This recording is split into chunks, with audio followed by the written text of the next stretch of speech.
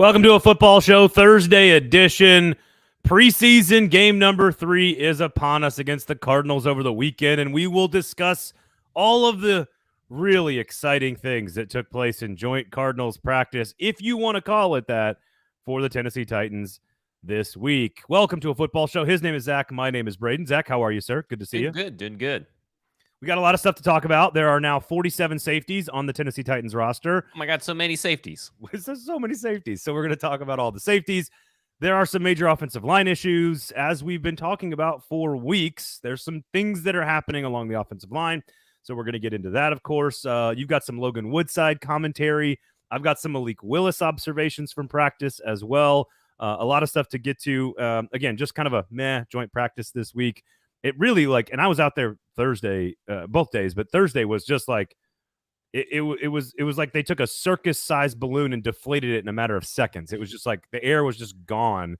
They weren't wearing full pads. It was a very bizarre vibe at practice on Thursday. But I think they're just last day of training camp. They're kind of winding down. So week 0 in college football is here as well. So Vanderbilt must-win situation in week number 1. If they want to win a game against the group of 5. We'll discuss that a little bit later on because football's here, man, and it's a fun time of year. Special thanks to our great and amazing and wonderful title sponsors, the Kingston Group and Weiss Liquors.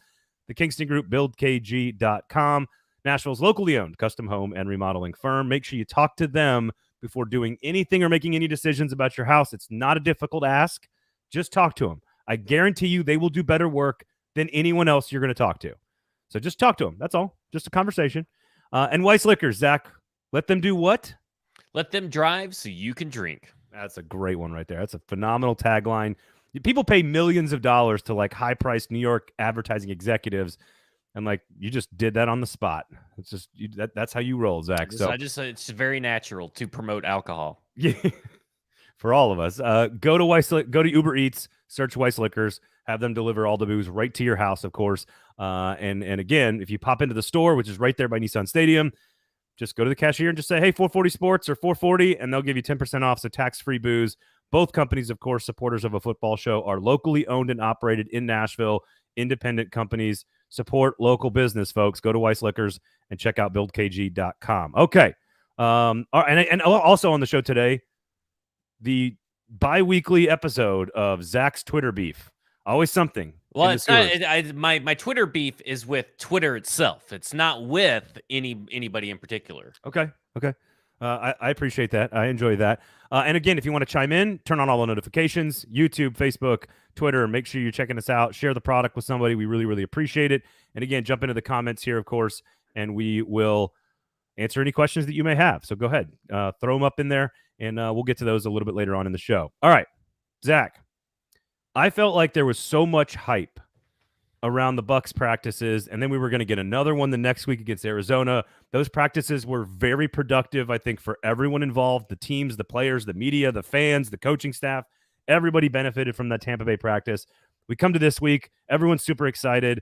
Immediately, Vrabel starts talking about on Monday that they're changing everything around. The teams aren't going to practice against each other. It's just going to be some specific drills, and then they're not even going to have a second day.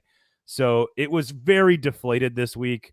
There was some really good 2-minute drill stuff, but I don't know who benefited at all from this practice on Wednesday between the Cardinals and the Titans.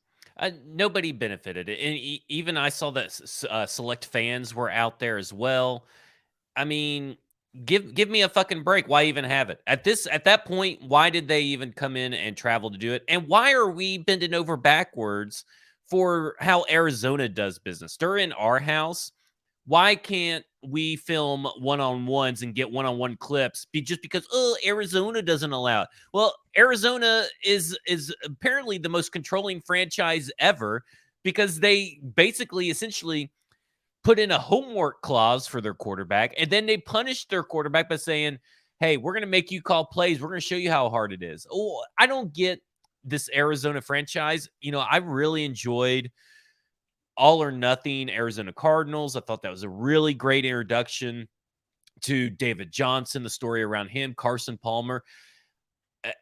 This is one of the most unlikable, boring-ass franchises around. I hate them, and I think that Mike Vrabel bending over backwards for Cliff Kingsbury and how they do business is utter bullshit, and it's a very beta move that I'm very surprised by Mike Vrabel.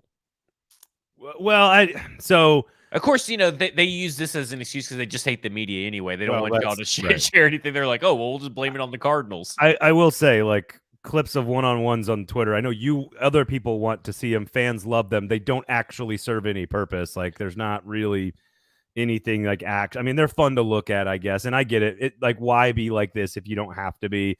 I don't know. I will say, I think the one area that I think was beneficial was any rep that Malik will, and we'll talk more about this in a second, but any rep that Malik Willis gets in 2-minute drill is desperately needed. And he got a bunch of them on Wednesday. So that at least happened. So I think that is good. I think it's interesting that, like, Ryan Tannehill said this after practice on Wednesday, and we were all kind of like asking these questions on the sidelines as the plays were kind of happening. It's like, why is Arizona running a bunch of stuff they're never going to run in a game? Like, it was so weird watching their formations where they're dropping their linebackers into like 2 high safety looks. And it's just like all these weird, bizarre formations. Like they're taking practice so seriously this one day that they are literally throwing defensive looks that they hardly ever use or rarely use.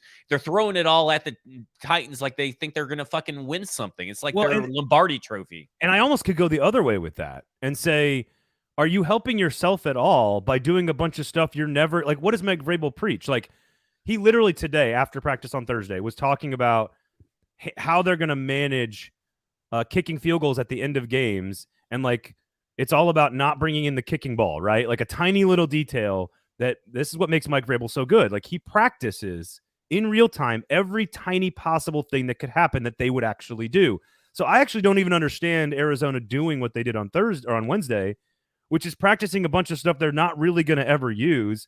I don't think that even helps Arizona in any way. So I don't know why. Like, again, unless Vrabel went to Kingsbury and said, look, throw everything in the kitchen sink at us. Let's see how we do, which could be valuable. And frankly, they did terribly. They weren't good. What is the point of that when you turn around and say that you guys basically didn't prepare? Like, any team across the NFL, even if it's Patrick Mahomes or Tom Brady at the helm, or even Aaron Rodgers, if they don't prepare for a team at all and then see a bunch of wildly different stuff, then, like, I just don't think that that's Vrabel's thing. I think that Cliff Kingsbury takes this stuff too seriously. And I think that ultimately this is why, again, they'll probably start off a little hot and then they'll trail off, because that's the Cliff Kingsbury, Kyler Murray, brand, is to start off hot and then just die off at the end. And this probably leads to why they die off, because they're practicing way too hard for something that doesn't even fucking matter. Well, and it's so funny that your perspective is that they practice too hard. My perspective is like that that I think Cliff is too laissez-faire. Like, he's too hands-off and too loosey-goosey. And, like, now what's funny is you talk about Kyler Murray and, like, the homework clause. And I'm like, well, there's some organizations, the Houston Texans, that could have used a little bit more oversight with their quarterback. Well, they did provide him with oversight. They gave him the NDAs to. That's right. You got to remember that part. Yeah, they were part of the cover up. The wrong side of oversight. Yeah, that is for sure. Yeah, I don't know. Like, it's just kind of. I was so honestly just stepping back as a football fan, just in general. Joint practices are so much fun to watch. And I was super excited to get out there on Wednesday, and I knew that the Thursday was already been canceled, and then it like Wednesday was kind of and then Thursday, honestly, like, they're wearing shorts. A lot of the veterans weren't out there. I mean, I know Derrick Henry had pads on and he looked great, but, like, largely it was a very slow, tame. I mean, even when the media is all going like, not learning a lot today, like that's when it's a kind of and that's 2 days in a row where you walk away with something with nothing. I mean, from something that should have given you some information and insight. Oh wow, DeAndre Hopkins, pushed a defender off of him and then caught a ball one-handed. Oh, like, we haven't seen that 3,000 fucking times. Like, yeah, we know that he is the king of offensive pass interference that never gets called. So to me, it's like you walk away from this stuff, and I'm thinking, I was a little struggling to figure out what are we actually going to talk about that's pertinent to the Titans right now, because there's not really anything that was given to anybody throughout this week of practice besides what happened on Monday and Tuesday. And Wednesday. And I think some of what we saw along the offensive line, with Dylan Radins playing inside, which we're going to get to, Like that was something that was replicated on Wednesday. I think the 2-minute situation in the offensive line situation should not be overlooked. I mean, I think they struggled, but some of that was that the Cardinals were doing things that you would never do in 2-minute situations, supposedly, again, according to Tannehill. So I think there's still plenty of work, and I think we've talked about this before. As any time that Ryan Tannehill is getting reps with Kyle Phillips, Chiga Konkwu, Nick Westbrook-Akine, Austin Hooper, like guys that he's never really had lots of extended playing time with in the league in a game, I still think that's beneficial. So even if it was bad practice and they didn't perform well in the 2-minute, which they did not on Wednesday, they still got a bunch of reps throwing the ball to guys that he has yet to throw a ball to in an NFL game. So I'm still okay with that being somewhat beneficial. Yeah, I mean, I guess you could have just done that without any of the fanfare of having fans come out, and I just feel like they did disservice to multiple people besides, you know, I think their own players. I mean, I don't think you really walk away learning anything. You may get reps, but you don't if the reps aren't quality reps where your defense, the defense you're going up against is just throwing shit at you that doesn't even fucking make sense. Yeah. Then what good are those reps in the long run? I kind of agree. I've got a Willis piece of commentary, but I'll wait till the Woodside situation. Kevin on the comment section here says you guys were ahead of your time. We'll take a victory lap on this in just a second with Radens at left guard and NPF at right tackle. LOL. So I agree with that. And then Chris asks, any chance that Woodside hangs on just because he can effectively run the scout team? We'll get to that in a second as well. So, Chris, thank you for doing the tease for me. We do appreciate that on the show. All right, you want to get to the safeties here? Yeah. Because we were standing around today, and I said I was talking to Jim White. I was like, dude, how many safeties are on the roster? Like right now. And we got to like 9 in seconds. Yeah. And it's just like they traded for another one. Ugo Amadi, of course, they gave up a 6th-round pick and got a 7th-round pick conditionally, and him. And that's the second time in 10 days he's been traded. Right. And they traded again for the guy from the Raiders. They got Lonnie Johnson. AJ Moore hasn't been available. Which I think is a good thing. Let's get AJ Moore off the roster. It might be a good thing. Theo Jackson is back at practice for the last week, so that's good news. But it's just weird. It's just weird to me. Like, I know that's been a problem for them. They haven't found depth at that position. You know, they've kind of been looking for it for a couple of years. It feels like after the game 2, this last preseason game, they found that depth. I mean, Tyree Gillespie, Lonnie Johnson, Josh Kalu, Adrian Colbert all made different kind of plays and different impacts on that game. And we've seen that Josh Kalu does make plays on special teams. We saw that in 2019 specifically. I look at Lonnie Johnson. I think that, okay, well, this is a guy that they can get the most out of. And to do a little plug, on Wednesday evening from 6 p.m. to 7 p.m., I did something called Broadway Happy Hour, where it was a Zoom call with a bunch of Broadway insiders. So go to BroadwaySportsMedia.com, subscribe today. And I was talking to the Broadway insiders, and I was just talking about how this team, and we've talked about it here, and we talked about it on Football and Other Efforts, how this team can take castaways. And even Vrabel, I think, said in his press conference, pretty much alluded to it, give them a chance to play, and they get the most out of them. Yep. Like, Ugo Amadi, to me, makes no sense. It's just such a weird thing after you just traded for another safety from the Raiders, after you just signed Lonnie Johnson to play both safety in this. And I'm thinking, why? And, Mike Herndon, he said, well, he does play a lot of special teams. I said, well, we have 25 people that we can say that about on this roster. You can only play 10, and on a field goal unit, you can only play 9 because you got the kicker and the long snapper. So yep. I don't understand this obsession with, well, everybody's got to, all 53 has to play special teams, is what I feel like is what some people think. Well, we already got that. So then I saw that Ben Arthur said, well, in my time in Seattle, he played a lot of nickel. Okay, well, he played 106 snaps his career in Seattle at nickel, 106 at free safety. But is nickel a dire need for this team? I don't feel like it is. But then I turn around and I tell the Broadway insiders, I go, I can get mad about it. I can scratch my head and call it weird all I want. But in the end of the day, I'm going to look like the horse's ass because Mike Vrabel's going to get something out of Ugo Amadi that nobody else has. Tyree Gillespie is going to be an all-pro. All these guys are going to be contributors. And, like, it feels weird because it feels like I'm a flag-carrying member of, they can do no wrong. But every time I get mad about something, or they just prove me wrong. Right, So it's like, yeah, I get mad for like 5 minutes and scratch my head and thinking, well, I just put out my 53-man roster projection. Then you go and trade for somebody. That screws everything up. But I think what this signals to me in the larger scheme of things is that I think they may only be keeping 5 wide receivers. I think this is an indictment on, I think it's an indictment on their safety depth and their cornerback depth, but it's also an indictment on, well, we don't really need that 6 wide receiver. Well, and there's a few moment, like Chris Jackson got roasted on one play in 2-minute drill. He's a guy that I've kind of been, I don't want to say high on, but a guy that I thought had earned a roster spot coming into camp. With the injury and maybe how he's played, it maybe hasn't been as good as we expected there. So maybe you're right. There's some depth issues there. I think, and of course, Stoney asked this on Facebook, if they're on such shaky safety ground, why wouldn't they have made a bigger play to keep Dan Cruikshank? And we've talked about this. He thought he was going to get more money. He's also been injured all the time. He hasn't even played a snap for the Chicago Bears. I just don't think they viewed Cruikshank as a valuable commodity. I think they thought they could find pieces. I find it interesting that they've traded for 2 of these guys. Like, so odd.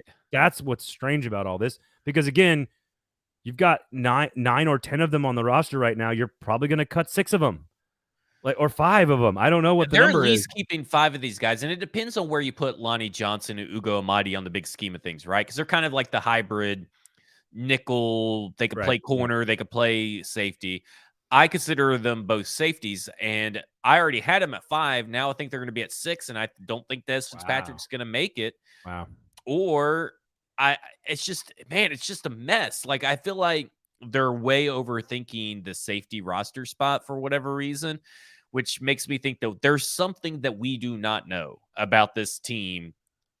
And it's just curious. I'm just so curious to see how the 53-man roster went from, man, I really know all 53 players are going to be in it. And now the back end of it is just a fucking clusterfuck. I think it is.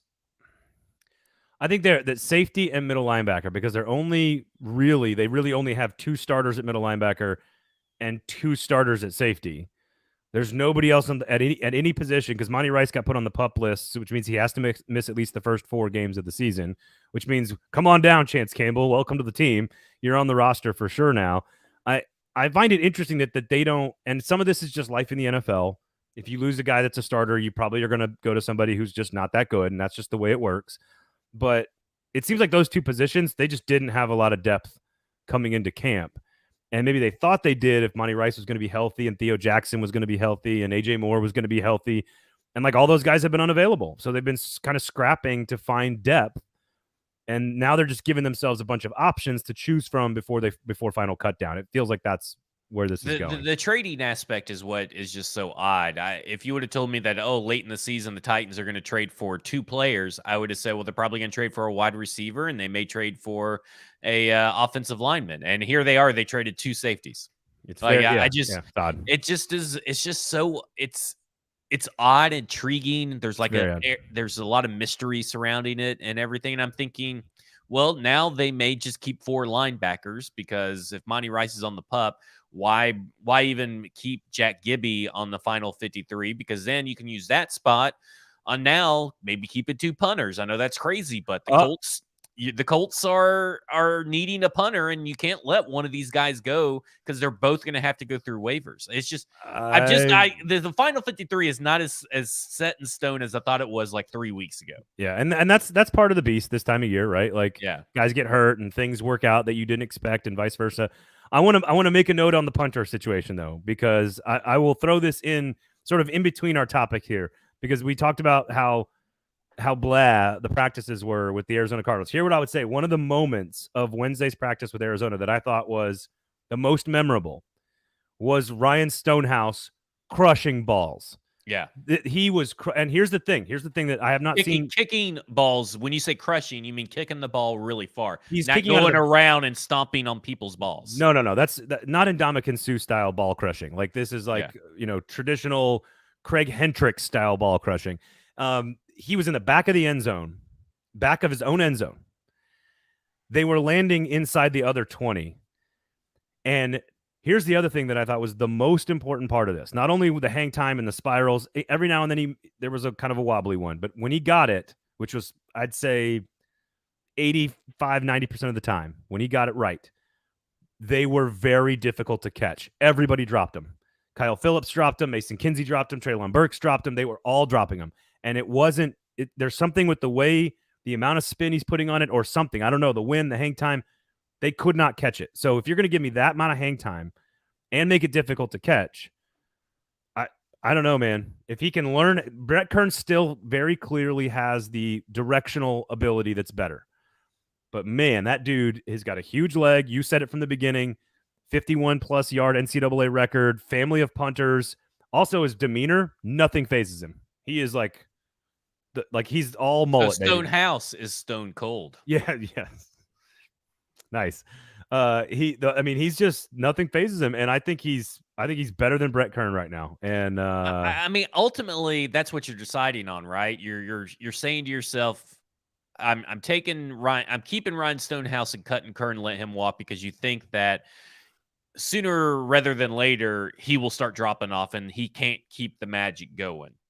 When as the regular season goes on, you're thinking, we can teach Ryan Stonehouse to be more accurate because he's already got everything else, and that's all you got to do is teach him how to be accurate on his punts. So, yep, if he gets the directional thing down like Kern has done so brilliantly for 10 years, yeah, Stonehouse is the guy for the next 10 years. Like, right. It's all, everything else is there for him, and I don't know if you can carry two. That seems crazy. So there you have it. All right, Malik Willis and Logan Woodside. The offensive line. Okay, so we were ahead of this. Victory lap. We were ahead of this. We told you a long time ago that the best 5 players could include Dylan Radins at left guard. He was playing right guard on Thursday. Nate Davis still. Where's Nate Davis? Now they have a lot of time off between now and their first game and a couple of regular practices. So there's no real reason to be concerned. A lot of veterans were working over on the side. I did see that Danico Autry exists. Yes. He is alive. Right. He is alive and a human, and it does appear that there might potentially, hypothetically, be something wrong with his right hand, / wrist / who knows what. But this offensive line, like, this is to me like packaged with the safety thing when you bring the safety thing into it, and you just go like, "You're sure you didn't want to just try Eric Flowers? Like what? Like why didn't you just try somebody like?" Because Dylan Radins, I watched him on Wednesday on the other field. He was not winning in one-on-one drills with the Cardinals defensive lineman. He was getting beat then too. It's not looking good for Dylan Radins. Well, and that's the problem is that if he can't work it out at left guard, there's a small contingent of people who think that Dylan Radins can still be a left tackle in this league, and they think that the Titans are doing him a disservice by trying him out at guard because I can't explain it. I don't understand it. I talked about it on the podcast, Football Under the Efforts, this week, about how Chase Young does play over the right tackle a lot more than he plays over the left tackle. So did he really move him, or is that just part of their normal game plan? And let's not forget that he still allowed the most pressures that game, and that vaunted Hall of Fame performance by Dylan Radins that everybody wants to talk about. And he's getting his ass kicked every time he goes out there. And it's because defensive players know that after like 1 or 2 times going up against him, he's not vicious. There's no mean streak to him. They're not scared that he's going to punch back or fight back. They know they can bully him. And that's just what the film shows, right? So we said, and you said this from the beginning, and I've said since the draft that I thought that if they feel that Dylan Radins, or let's go with Trevor Penning, if they were going to draft Trevor Penning in the first, then Dylan Radins would obviously go to your left guard, and that would be your best 5. And obviously NPF is catching up, doing what he needs to do, which is a good thing, right? Yeah, I mean, it's a good development. Yeah. Yeah, because he's improving. He wants the desire to start and be a right tackle in the league. Dylan Radins is basically a pushover. You to salvage it, you have to move him to left guard, and we've said that all along. But when you talk about all of this, and I go back to depth, Jamarco Jones is. I don't know if he's going to make the team. Technically, I know that they will carry a hit against the cap if they cut him, but he hasn't been healthy. And when he's been healthy, he hasn't been good, and he's missed a lot of games. And so today I went and looked at possible replacements around the NFL that could get cut. I went and looked at depth charts. Then I looked at what the local beat writers are saying their latest 53 projection is. So I went through all teams. Yeah, all 32? All 32. Commitment, baby. I love it. Yeah, we're going to go through it real quick. Bobby Hart, sloppy fart. He sucks. Chuma Edoga, he goes for the Jets. He's played both sides, left tackle, right tackle. He's probably okay, but is that really, do you really need just a guy that plays tackles, or do you need a guy that plays guard and tackle? Alex Taylor never played in a regular season game. He plays for the Browns currently and has only played LT in the preseason, and he's been all right, but he's, again, only played preseason in 3 years. Then you have Trent Scott. He plays both tackle spots. He sucks. Cameron Fleming is probably the best and most accomplished on the list. He's currently for the Broncos, and they're talking about he's not going to make it. And when he's healthy, he's got extensive work at right tackle in the career, and he's been very passable his career. He's only allowed 5.5% of pressures on all of his pass snaps. That's an intriguing guy, but that's also a guy that's going to look for a place to start. And if NPF is your starter, why are you bringing in Cameron Fleming? Roderick Johnson is a name to watch out for. He's the guy that used to be on the Texans for 2 years, and he's probably going to get cut by the Chiefs. He doesn't really move the needle. We're talking about strict depth. You got Zach Bailey. Nobody that's about to get cut is interesting to me. Yeah. So you got Zach Bailey, Eric Smith, LaRaven Clark, all suck. Kendall Lamb is probably going to get cut. Guess you could bring him back, but he sucks too. Obina Eze, who, of course, everybody knows that he went to school here in Nashville because, like, that fucking matters. Oh, what are you talking? Hey, wait a second.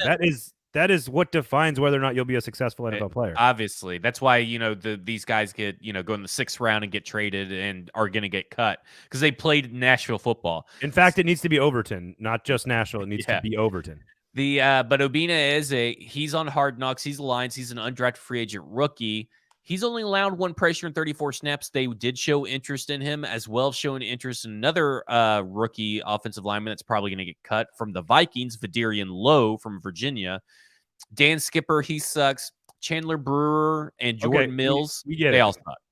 So if people who are going to get cut, guess what? Newsflash, they aren't good. So you're looking for depth pieces or practice squad guys. If you're looking for contributors on the waiver wire, people that got cut, they have to be listed under surprise cuts, and none of these guys are surprise cuts. Yeah. D Good says, "Bring him home, baby. Bring him home." I love the Nashville thing. I love but he's from Nashville. Then he's got to be worthwhile. And we only get questions like Ugo Amadi. What does it feel like to be back at your hometown? Oh, did you grow up rooting for the Titans? Instead of asking, hey, why do you think you got traded twice in 10 days? Does that bother you? Yeah, that's a fair question. Let me two quick questions here for you. One observation and then one question for you. Observation is I don't mind actually going after undrafted free agents that get cut because sometimes teams just miss on a guy, misevaluate him once he's in the camp, and they just let him go. And I think that's worthwhile sometimes is going to get like a small an undrafted free agent rookie because you don't really know what they are yet. So I think there's some reward involved in that risk. Here's my question though: who's on your 53? Who are the top primary backups? Because Christian DeLaura has been the top tackle in. Jordan Roos has been the top guard in. So who are the Titans keeping right now in your mind on the offensive line? I got Dylan Radins, Jamarco Jones, Corey Levin, and Jordan Roos. And I think that both Roos and Jones, I think both their seats are very warm. Those are the backups because I think it's obviously Lawan Brewer, Jones, Davis, NPF. Okay. So I got them keeping 9. I said could be a surprising guy. Sorry, hang on. I'm sorry to interrupt. You said DeLaura, Roos. No, I said DeLaura can go fuck off. No. He should not make the on this team. Roos, Jones, Levin. Radens. Raidens. Because Radens technically would be a backup. To Brewer. Gotcha. Okay. Yeah. All right. So that's the 9. All right. That's about right. I mean, yeah. I said it could be a surprising guy to take someone's spot. Maybe Jamarco Jones gets cut. This guy comes up, or maybe him and Jordan Roos kind of switch out here at this last spot. But Xavier Newman-Johnson, who has performed really well in the preseason, nobody's really talking about, and he's played all 4 spots. He's played, he's played a bunch of the spots on the offensive line. He's done really well. Take an off-planet shuttle. These are guys I want them gone from my existence for forever. Willie Wright, Christian DeLurio, and Andrew Rupsich. And maybe sticking around the practice squad is going to be Hayden Howerton, Jalen McKenzie, with Xavier Newman-Johnson or Jordan Roos right there as well. Howerton's kind of one of the first guys in on the second team as well. This is what it looks like when we're at practice. We got these roster sheets here that we fold into halves, and then we're this is what we do. So if you're watching on the YouTubes and the Twitters and the Facebook, that's what we do. And you fold it in half like that, and then you get to monitor your players. That is ridiculously long. I mean, that's like the legal pad, right? I mean, legal size. But you got to get every single player on there. And for those of you who've never been, like, you clearly want to organize it numerically, not alphabetically, because that doesn't help you. So you have to do it numerically. So there you go. All right. Malik Willis and Logan Woodside. Yes. So do you want my first my this week of practice Malik Willis observation first before you get into Logan Woodside? Okay. So this is not necessarily new information, but I do think it sort of crystallizes a point about Malik Willis. And again, not going to be earth-shattering stuff here, but he did run the 2-minute drill on Wednesday against the Cardinals. They weren't good. Neither was Tannehill, but Willis wasn't good again. And I was sitting around like with 3 other media people, and I asked every single one in separate conversations, and I said, can you remember a 2-minute drive in camp at any point during camp in which Malik Willis led a score where the drive was considered quote-unquote successful? And we came up with 1 touchdown pass to Des Fitzpatrick in 3 conversations. And then we couldn't come up with another one. And the point being, it doesn't matter how many you can come up with. If you cannot come up with them, that's the problem. That's the story. And again, just reiterating that he's very, very long. He's a very long way away from being a starting quarterback. I still think, and this goes to Thursday's practice, Logan Woodside had a clear and terrible pick 6. He is worse than he was last year. Logan Woodside is not as good as he was last year or the year before. I still think I would keep Malik Willis and not Logan Woodside. I think that is what I'm now. I know we said that on Monday, but I think I'm definitely saying it today. I'm definitely, I think, back on their keeping 3 quarterbacks, and I don't think I'm with you. I'd rather them just keep Malik Willis, but I do think that they're going to keep 3 quarterbacks, and I think that it's a roller coaster for you. It is. I go back and forth, so I think I'm just going to settle that the team is going to keep 3 quarterbacks, and I go back to what Jim Wyatt said on Tuesday. And he said, at this point, I don't think Malik has proven himself ready to be the number 2. And I can't help but wonder if Woodside is instead competing against another quarterback who could become available another week or so. Ooh. So he said that in his mailbag on Tuesday. Now, I'm not going to be like another Twitter user and go in my car and film a video and say, with all, I love, this person, but I'm not going to name them, is what this guy said. And he goes, I don't know. And he goes, because I respect him too much. And then later, 5 minutes later, he goes, like, I don't know how fucking stupid you could be, talking about Jim Wyatt saying this. Who are we talking about? Are you gonna name names? Sal Manfredi, who's a complete and utter loser. He does this. He cries in his car and films himself and does all these weird videos in his car. But he has this weird. It's one of those Twitter accounts that has a weird following that shouldn't. Because obviously he doesn't respect Jim Wyatt because he just said, I don't know how fucking stupid you can be. And he has no clue what he's talking about. So I think it's plausible that while that makes sense for Jim Wyatt to say, because I do think they're going to keep 3 quarterbacks, and we obviously, from what you say, Malik Willis may not be ready. But I do think it's plausible that they are looking at veterans. But when you really start looking at the backup quarterback situation around the league, ain't nobody better.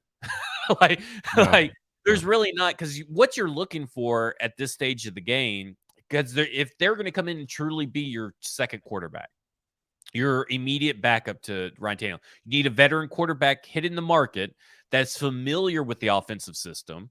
So not necessarily Todd Downey's system, but knows how to run. Blaine Gabbert, baby. And you need a veteran quarterback that's better than Woodside. Blaine Gabbert. Blaine Gabbert is not better than Logan Woodside. Yes, he is. No, he is not. And he's not getting cut from Tampa Bay. They're not going to Kyle Trask is again. They're not going to run with Kyle Trask. And Blaine Gabbert's not better. Because if he was, they wouldn't have kept Logan Woodside around on the roster over Blaine Gabbert. Maybe that's true. I think you had it right on Monday. Like, I'm just so done with this conversation. Yeah. Like, Logan Woodside somehow, some way, through consistency and smarts, making good decisions, protecting the football, and consistently doing that is how he won the backup job the last 2 years. He has not been that this year in camp. So to me, watching him throw a pick six to Christian Fulton on Thursday, Malik Willis threw a pick six to Arizona Cardinals just right. the day before. But that's what Logan Woodside didn't do the last 2 years. Is what I'm trying to say. Like I expect that from Malik Willis. I think that there is I'm going to go back and double check that because dollars to donuts. That is not Logan Woodside's first pick six of his offseason career. That may be totally true. What I am telling you is that he is worse this year at this time during this camp than he was each of the last 2 years. And I asked a few people, I was like, hey, do you see this too? Like, he's not looked like the same. It's not about like playing behind a worse offensive line in a preseason game. I'm talking about practice, and we're talking about practice. And the people I've spoken with all agree with me. He is not as good as he was the last 2 years, and that is making struggling with the Tim Kelly effect. Like, I think that they're asking him to do more than what his arm can do. But when you go and look at the guys getting cut, Matt Barkley, he already beat that guy to death. Yeah. Josh Johnson, Tim Boyle, Kevin Hogan. Oh, he already beat that guy too. I don't want any of those Kirkland, Skylar Thompson, Sean Mannion, Davis Webb, Brock Purdy, Ryan Griffin. All guys that they're either the same at talent level, or if they're worse. And really, when it comes down to it, aren't you going to keep the guy that knows all your players, knows all the playbook already? There's just no reason to cut him, and I just don't think they will. I don't. You're probably right, but in my opinion, if we are discussing a Tannehill-less team, I'd rather go Logan or Malik Willis all day long. I'd rather go Malik Willis, and frankly, I don't think it matters. Like, it doesn't. This is what's so weird about this conversation is that, like, I would rather Malik Willis get out there and get reps and lose a game if I'm a Titans fan than, bring in some waiver wire guy who's give you some. What is a waiver wire guy going to give you over Malik Willis? Like a 2% chance of winning a game more? The only guy that's really out there that may get cut but probably won't because Matt Corral just got injured is P.J. Johnson. That's over at Carolina. But with Matt Corral being out for the season, they're not going to let him go because they know somebody will pick him up. Well, and Matt Rule coached him at Temple, by the way. Yeah. Way back in the day at Temple. So, listen, you think Logan Woodside is still better than the vast majority of other backup quarterbacks? I think he's the vast majority of backup quarterbacks that will become available at the 53. Okay. I don't think he's one of the best quarterbacks. I think he's the best of the worst, which is the guys that got cut. Gotcha. I'm on board with that. Yeah, because I mean, when you're talking about that list, and that's the best names on the list. I mean, there's going to be a lot more quarterbacks to hit the market. So unless they're going to trade for one, which would be ridiculous, and unless there is some wild surprise cut that we're not expecting, then I just don't see that this guy. I just don't feel like they're going to risk putting Malik Willis in these games if it came down to it. But I don't understand why not just go ahead and take the risk. I personally don't get it. That's exactly where I'm at. It's like, dude, we've looked around. We've searched the world. We've tried everything else. We drafted this guy in the third round. He clearly has more talent than everybody else. Just ride with the guy. I knew P.J. Johnson wasn't right. Yeah, someone corrected me. Yeah. P.J. Walker. Thanks, Kevin. Way to go. No, you're right, Kevin. We love you. To me, I'm just like, what? Like, just remove the headache from the equation and just ride with Malik Willis. I don't know. But they won't do that. I feel like that in their bones, they will not let that happen. All right, before we move on, special thanks, of course, to our title sponsors, the Kingston Group and Weiss Liquors. Zach, let me ask you something, buddy. Yes. If you were going to add a whole new Titans wing to your house, like, what would you want? First of all, what would you put in the Titans wing? Like, you've got a whole new wing of your house. Well, definitely a bunch of TVs, obviously a kitchen inside that room, because to Ooh. me, having to leave to go to the kitchen or leave to go somewhere, to get something done, I'm going to go kitchen so I can cook there, I can serve there, and all that kind of stuff. So, kitchen, dining room table, couches everywhere, and a big, large TV. I think definitely a wet bar. Yeah. I need some indoor outdoor. I need some like two-way versatility space as well, right? Like I want some outdoor space that can be indoor and some indoor space that can be outdoor. You know what I mean? Like Yeah. some garage door or something. I need some convertible space that can play both left guard and right tackle, inside There you go. outside. So I want all of that. And you know who could do all of that for you, Zach? If you wanted to put a wing on your house. Oh, who? Tell me. Weiss Liquors. No, Kingston Group. Kingston Group can do that for you. BuildKG.com. Check out their Instagram page, by the way, and their Twitter account. Like the photos of the stuff that they do, I'm telling you, it is better than any home makeover show you've ever seen. Go look at their work. It is exceptional. It is extraordinary. And if you're going to do something with your house, make sure you check out the Kingston Group, Build KG. Locally owned and operated, award-winning for over 10 years in Nashville. BuildKG.com. And, of course, Weiss Liquors. Football show is brought to you by Weiss Liquors. Go to Uber Eats, search Weiss Liquors, have booze delivered right to your door. What would you deliver right to your door right now, Zach? If I could send, I'm going to send you booze right now. What do you want? I would need. I just ran out last night of some Teddy Love Pilsner from Fat Bottom. Okay. So I need that. All right. Or Pitch Invasion. I'll take either of those from Fat Bottom. Also, check out Weiss Liquors' Instagram account at Weiss Liquors on IG. They always post on story. They always post on their stories about allocation Friday. So on every couple Fridays, they have an allocation of good bourbon, which of course you can't get anywhere. And they put it out, and it's gone in like 30 minutes. So make sure you're following them. Make sure you check them out on the socials. And again, Uber Eats, search Weiss Liquors, have the booze delivered right to your door. And of course, if you go in right there on Gallatin and East Nashville, right there by Titan Stadium, say 440 at the cashier, get 10% off tax-free booze. There you go. All right, game number 3, Titans and Cardinals. What are you actually looking forward to in this game, Zach? I'll tell you what I'll be watching. I don't know if I'm technically looking forward to it. Obviously, Malik Willis's improvement, keep on improving, see what he can do, see what if Treylon Burks is actually going to play, what Radens does at left guard, and how much action does he see at left guard, and if any of it's actually any good, and what all these new safeties do this week. Like that's what it's kind of like a game. Like if the starters play, that's great. If the starters don't play, that's also great. Like I guess they're just going to start off slow against the New York Giants because that's what they like doing. So we'll see. Of the 53 that you are now confused by, bamboozled even, how many? Yeah, Kevin says no injuries. That's exactly what we're all looking forward to. There's no question about that. This is all about Mike Vrabel and John Robinson finalizing the last spots on the roster, right?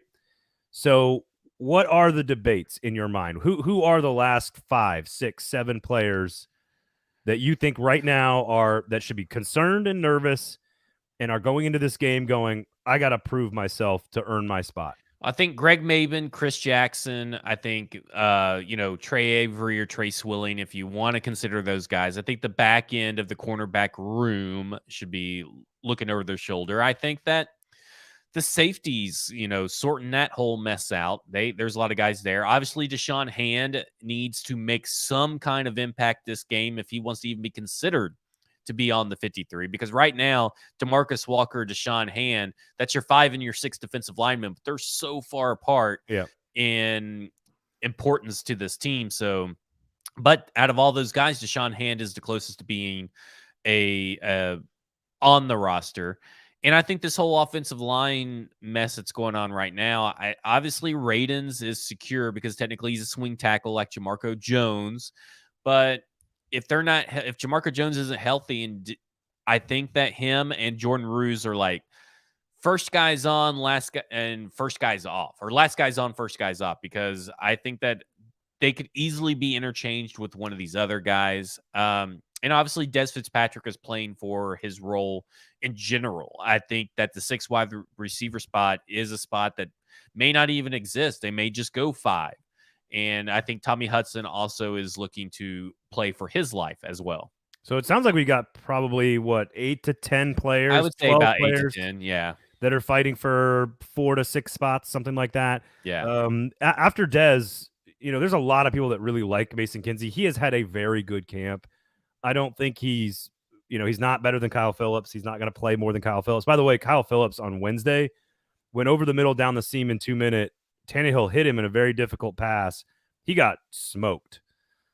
Clean hit by the safety from the Cardinals, but he got here's the thing with Kyle Phillips. It is not hard to make his body flop around when you hit him. He's not a big dude. He got barely touched, and it was one of those where head over heels, and you're like, whoa, and the whole crowd elicits a response. So I look at this thing with the 6 wide receiver spot, Mason Kinsey, whatever, who gives shit, is that with Treylon Burks having these issues, who's closer to Treylon Burks in terms of the measurables between out of the 6 wide receivers? Racy. Out of the 6 wide receiver and back, people that are not making the team. Oh, not making the team? Yeah. Probably, it'd be Dez. Probably would Dez. be that guy, right? So, that to me is what, because then if Racy's playing that spot, then who's closest to Racy? Dez. Yeah. I mean, frankly, Dez is not going to ever do the down the field stuff like those two guys. Yeah. Reggie Roberson might be a guy that in certain routes goes down the field. I don't know.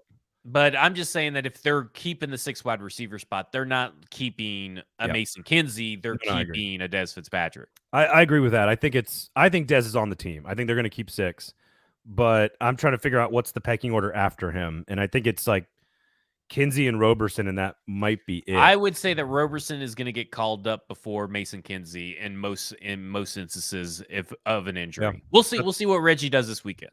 That's probably true. And as Carlos points out, go Titans. Go Titans. There you go. That's all you need. You just drink some beer, buy it from Weiss Liquors, sit in your brand new man cave built by Kingston Group, and watch a bunch of guys that are about to lose their jobs. Playing a football game that's kind of a football game. I don't know. Yeah, it's so weird. Preseason game 3, it's just so weird. It's so It'll be nice to see if there's some surprise cuts from other teams that can make some waves for the Tennessee Titans, but they're also so far down the waiver wire priority that it's those guys are typically going to be gone by the time the Titans get to claim them. Kind of an uneventful week, man. I know. I know. I mean, if the most eventful thing we saw was a punter, I don't know, that's all you need to know.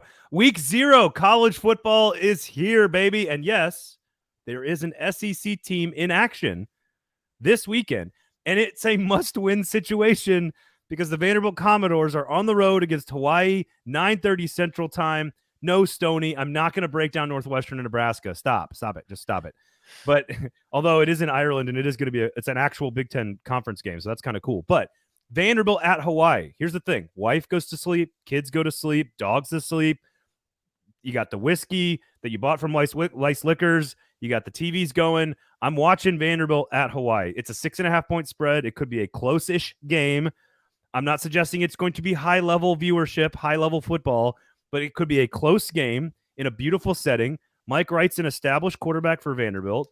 And if Vanderbilt's going to hit the over 2.5 this year, if you got money on the over, this is a must-win situation for the Vanderbilt Commodores. Must win, baby. Yeah, it's ridiculous. I'll probably forget it's even on by the time it rolls around that night and be watching something else. It's Vanderbilt Hawaii. Don't know if that really is gonna keep my attention or whatever. Of course, it's right after, I guess, when the Titans game will be over on Saturday. So the good, nice little transition.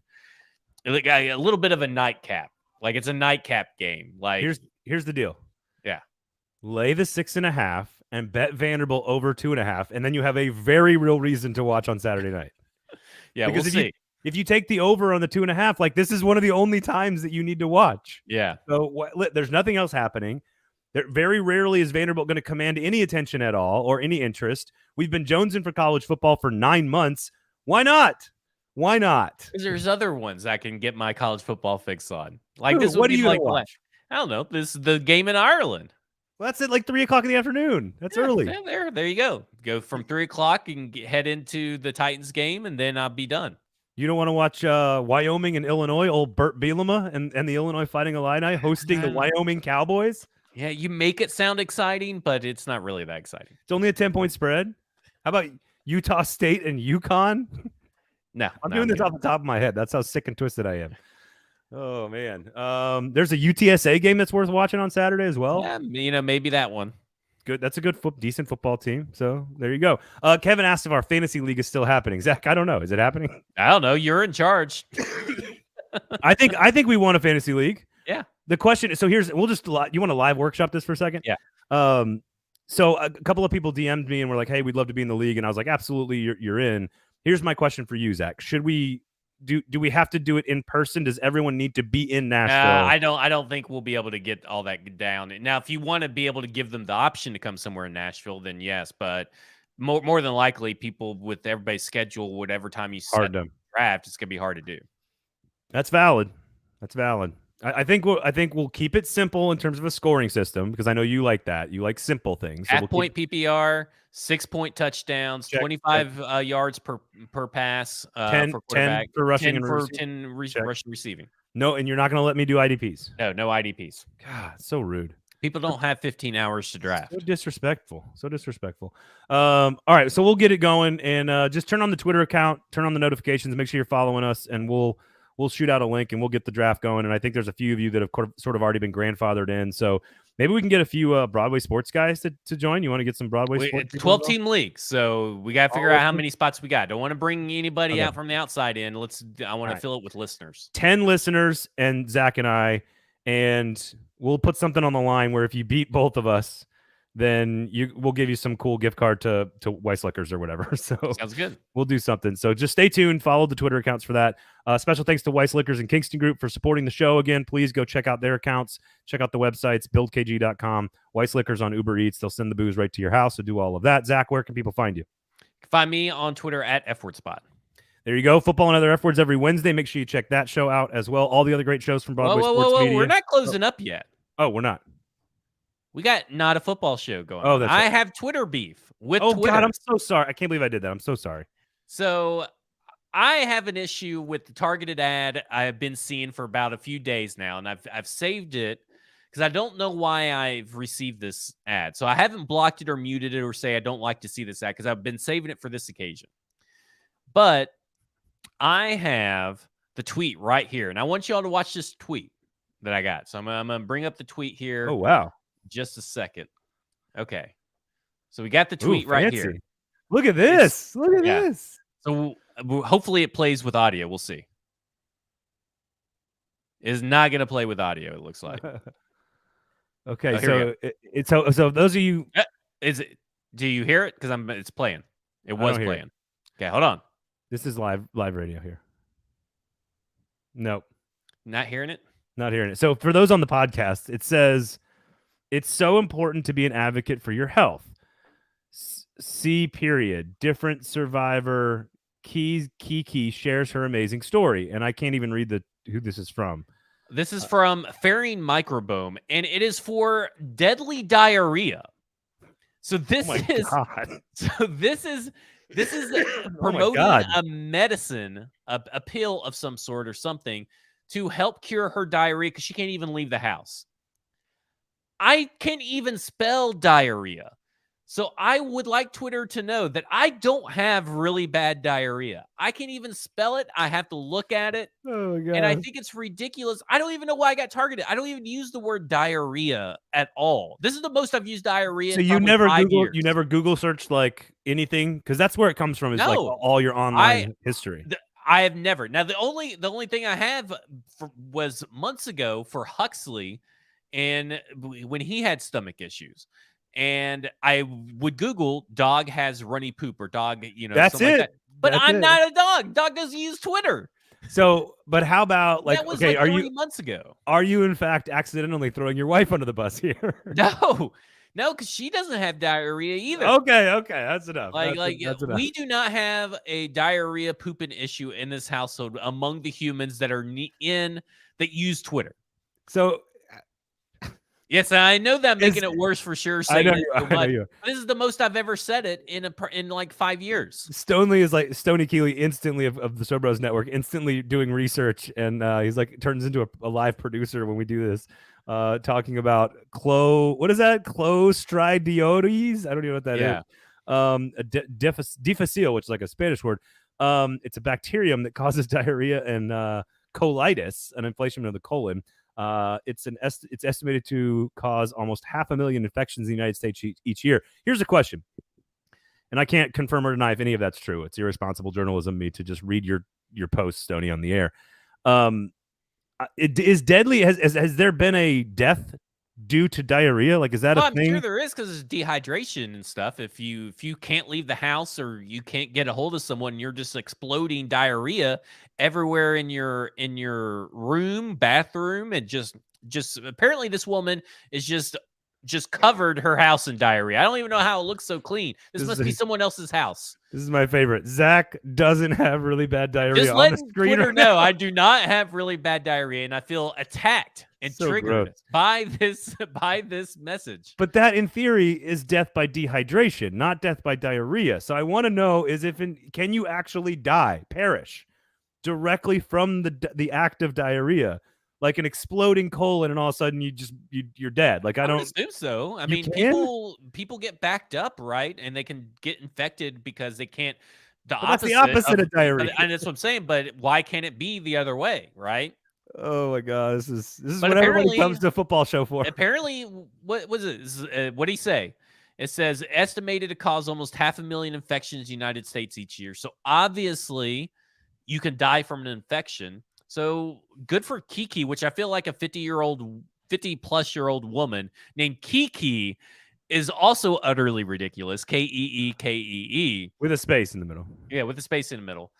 But like, she can't even leave the house. So that's what she says. I can't leave the house. I got fucking diarrhea. It's deadly diarrhea. There's so many like not serious conversations. And then there's like a couple of really serious conversations about this, which is, how do targeted ads actually find you on social media apps, which is based on literally everything you've ever typed into your phone.